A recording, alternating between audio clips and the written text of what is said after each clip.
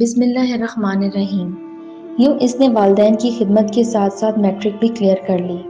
Matric سے آگے پڑھنے میں ایک تو خاندانی غیر آڑے آئیں اور دوسرا غربت و افلاس کی چکی میں پستا ہوا یہ گھرانہ اتنے اخراجات کا برداشت کر سکتا تھا کہ فیسیں بھی بھرے اور ہاسٹل کے اخراجات بھی برداشت کرے۔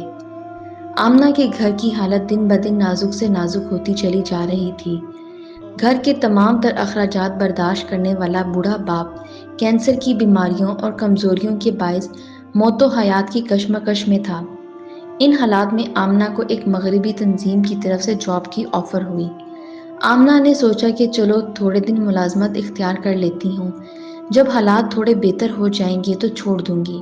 لیکن اس بیچاری کو کیا پتا تھا کہ وہ ایک ایسی تاریک سرنگ میں داخل ہونے جا رہی ہے جس کا سراغ بے حمایتی اور اریانی کے دروازے پر جا کر کھلے گا۔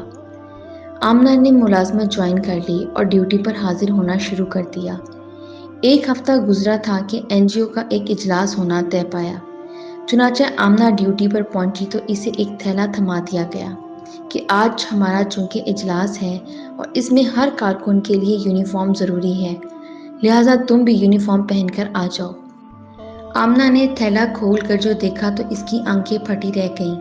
اس نے ٹیبل کی طرف گھومتے ہوئے تھیلا اس پر رکھ دیا اور بڑے بے باکانہ انداز میں کہا کہ میں پینٹ شرٹ ہرگز نہیں پہنوں گی۔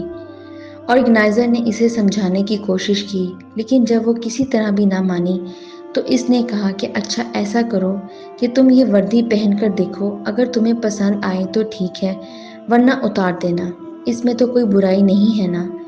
آمنہ واش روم میں جا کر یونیفارم پہنتی ہے۔ ایک شریف عورت کو کب گوارا تھا کہ وہ ایسا ادب سے عاری لباس پہنے، لہٰذا فوراً اپنا سادہ لباس پہنا اور واپس آ گئی۔ آرگنائزر کی نگاہیں آمنہ پر مرکوز ہوئیں۔ جی آمنہ، کیا فیصلہ کیا؟ ایسا نیم عریاں لباس ہرگز کوئی شریف عورت نہیں پہن سکتی، نہ ہی میں اسے پہنوں گی، آمنہ نے بے دھڑک جواب دیا۔ آرگنائزر کے چہرے پر مسکراہٹ نمودار ہوئی، ساتھ ہی یہ الفاظ آمنہ کے پردہ سماعت سے ٹکرائے کہ آمنہ، اب تو تمہیں یہ لباس پہننا ہی پڑے گا۔ آمنہ پر ایک سکتہ طاری ہو گیا اور وہ بے حس و حرکت آرگنائزر کے چہرے کو تکے جا رہی تھی۔ اس سادہ لوگ کو کیا خبر تھی کہ واش روم میں باقاعدہ پروٹوکول کے تحت نصب شدہ کیمرے نے اس کی تصویریں آرگنائزر کے کمپیوٹر پر منتقل کر دیں، جنہیں اب وہ کھلی آنکھوں سے دیکھ رہی تھی۔ آمنہ کے دل کی دھڑکنیں معمول سے ہٹ چکی تھیں۔ نیم عریانی پسند ہے یا عریانی؟ آرگنائزر کی آواز نے کمرے کے سکوت کو توڑا۔ آمنہ نے بہتری کوشش کی کہ ضبط کرے، مگر موٹے موٹے آنسوؤں کی لڑی اس کے رخساروں پر یوں پڑی جیسے گلاب پر شبنم اس کے پاؤں تلے سے گویا زمین نکل چکی تھی۔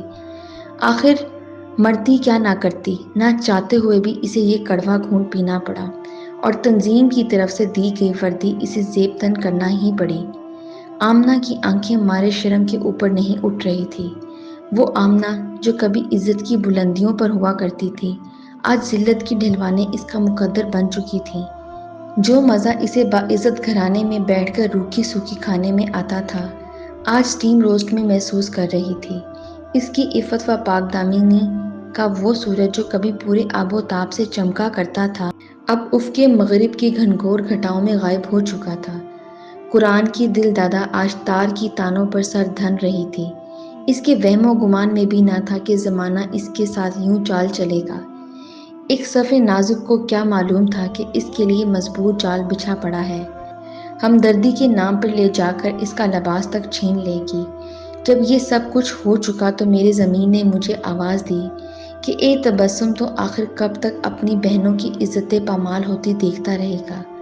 کیا یہ لگی ہوئی آگ ایک دن تیرے گھر تک نہ پہنچ جائے گی؟ یہود نے ہمیشہ کے لیے تیری ایک بہن کو تجھ سے جدا کر دیا اور تیرے دفاع کی شریانوں میں جنبش تک نہ آنے پائی۔ اب تو کچھ شرم کر، اور کچھ نہیں تو کم از کم اہل اسلام کو اتنا تو بتا دے کہ سنو مغرب میں جا کر ہمیشہ سورج ڈوبا ہی کرتا ہے۔